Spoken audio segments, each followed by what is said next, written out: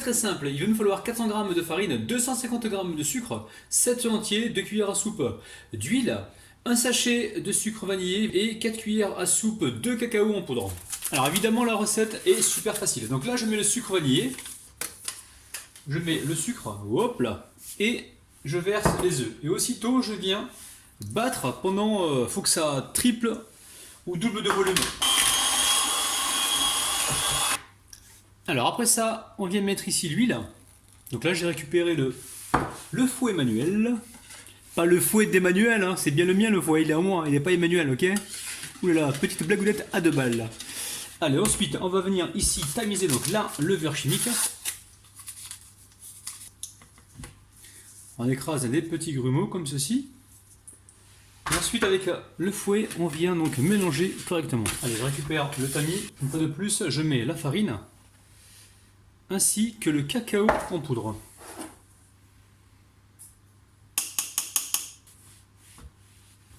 Allez, on va faire notre mélange comme si on faisait donc une mousse au chocolat. Allez, je récupère le moule à charnière, il fait 24 cm. Je verse toute la pâte à l'intérieur. Donc j'ai pris soin de le beurrer et j'ai légèrement fariné pour justement avoir un bon démoulage. Donc mon four est en train de préchauffer à 175 degrés et on va surveiller, je pense qu'on va cuire ça pendant environ 25 minutes, voire 30 minutes. Donc l'idée c'est de tremper donc la lame d'un couteau et la lame de ressortir sèche. Allez, c'est parti. Alors pour réaliser la crème, très simple, il va nous falloir 500 g de mascarpone. Donc là on a 250 g et 250 g, donc 500 g au total. Un sachet de sucre vanillé, il va vous falloir environ 230 g de crème liquide entière. Vous la pesez, vous pesez 230 g, sinon c'est 23 centilitres. Après il va vous falloir donc 180 g de sucre glace. Je mets donc le mascarpone. Alors 2 fois 250 g, on a 500 g au total. Si vous trouvez du liquide au-dessus, vous le retirez, hein. Allez, je mets le sucre vanillé et on mettra donc le sucre glace tout à l'heure.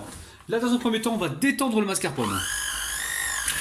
Alors maintenant on va pouvoir y ajouter donc la crème liquide entière, donc bien froide, mascarpone bien froid et crème liquide entière bien froide, hein. Alors on va mélanger ça comme ça manuellement dans un premier temps. Et là j'actionne le batteur juste pour mélanger donc tous mes éléments, hein. Allez, il est temps de mettre le sucre glace. Et là on tamise. Allez, on mélange comme ça manuellement là juste pour intégrer le sucre glace et ensuite on va actionner le batteur jusqu'à donc épaississement complet.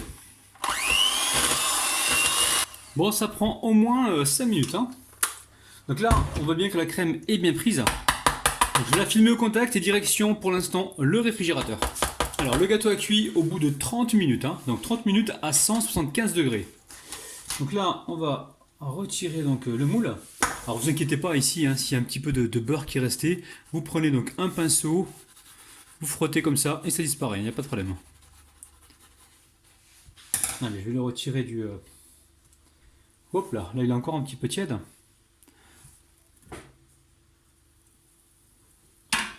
On va le déposer directement dessus. Alors moi j'ai mis un sachet de levure chimique, donc 11 grammes, mais vous pouvez aller jusqu'à 15 grammes de levure chimique, donc pour avoir quelque chose d'encore plus moelleux. Donc un sachet et demi si vous voulez. Moi j'ai mis un sachet, mais avec un sachet et demi je pense qu'il serait encore plus haut et plus moelleux. Allez, on retire donc l'excédent de beurre. Alors pour réaliser le sirop, très simple, 20 centilitres d'eau, 80 g de sucre et environ 2 gousses de vanille. Allez, on réalise le sirop. Ici je mets l'eau dans la casserole. Ensuite je viens y mettre le sucre. Donc là je n'ai pas encore allumé le feu. Et ici je viens de couper mes gousses de vanille donc en deux. Et encore en deux. Alors ce sont des gousses de vanille marteau. Pourquoi marteau? Parce qu'elles sont restées dans mes placards. Je les avais perdues d'ailleurs pendant plus d'une année et elles se sont vraiment séchées. Mais bon, c'est pas perdu, la gousse de vanille, ça dégage toujours ses arômes. Donc surtout ne jetez pas, hein. Là en chauffant le sirop, la vanille elle va s'infuser dedans. Ça va être super bon. Allez, je porte à ébullition. On va dire pendant environ une minute. Ouais, voilà, ça bout pendant 1 minute, c'est très bien. Donc là je mélange un petit peu. Allez, ça fait 1 minute 30 environ que ça bout. Donc j'éteins la plaque.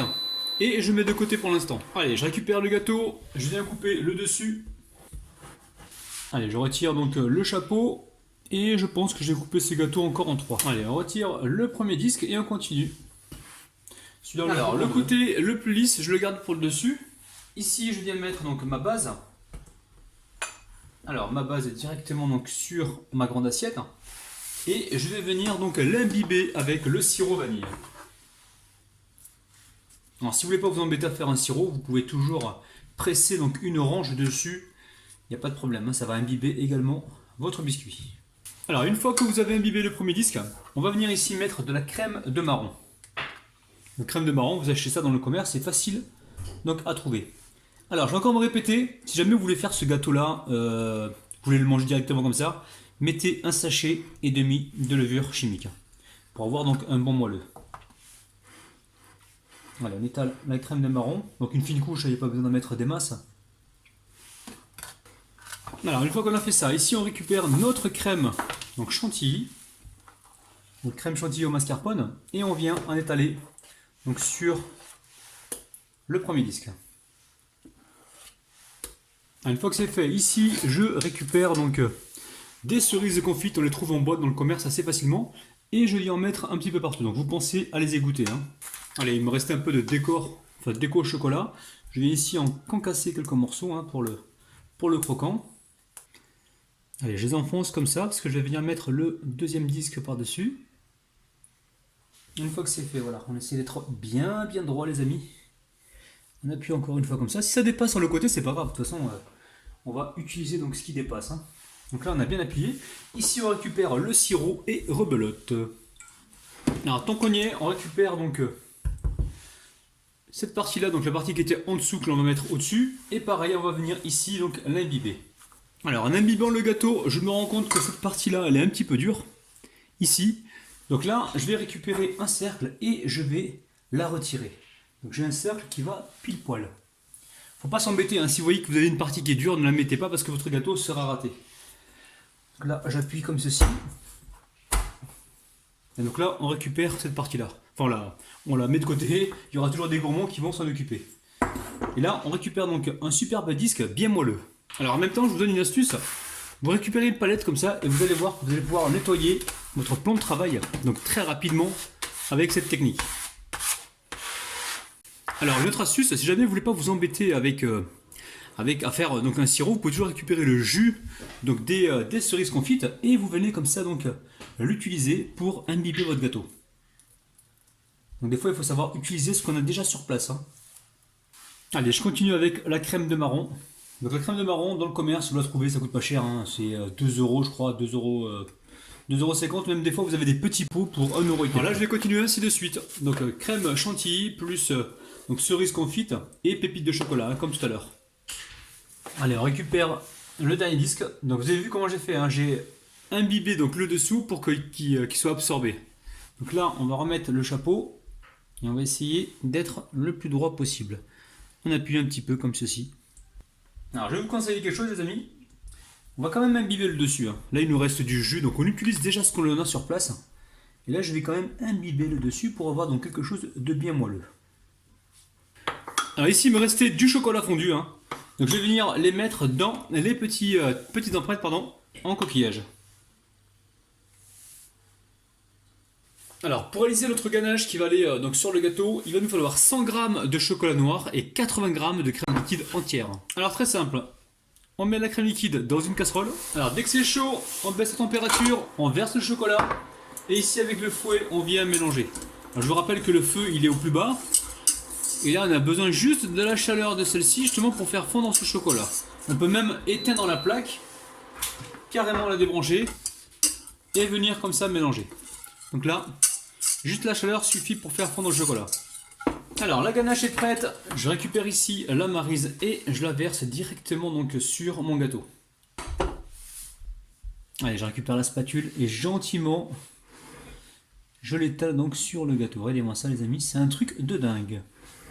Alors une fois que c'est fait, ici je récupère donc mes chocolats coquillages, regardez-moi ça, c'est un truc de malade les amis. Donc c'est pour ça que je vous conseillerais moi de ne pas jeter les restes de chocolat fondu, réutiliser-les pour en faire justement des décorations. Alors quand je vais mettre ça, je le mets comme ça ou comme ça? Allez, comme ça, soyons fous. Je vais déposer ça comme ça, je vais essayer d'en mettre un peu partout. Hop là. Celui-là il est en train de glisser, je vais le surveiller. Alors ce gâteau, c'est pour le, comment dire, le goûter de fin d'année du lycée, donc de la classe à ma fille en fait. Mais je vais voir, je vais essayer de le couper. Je sais pas si elle va être d'accord que je le coupe hein, pour que je vous montre l'intérieur. Allez, je vais en mettre encore un ici. Et après, au niveau de la déco, les amis, vous faites comme vous le souhaitez. Hein. On récupère ici donc nos cerises confites et on les passe dans le sucre glace. Alors sucre une fois que c'est fait, enfin sucre glace une fois que c'est fait, on va essayer d'en déposer donc une ici. Alors ce qui est important c'est quand même de le faire avant que le chocolat ne durcisse pour que justement la ganache puisse tenir les cerises. Alors dernière touche, je récupère ici de la noix de coco finement râpée et je viens en mettre sur le contour.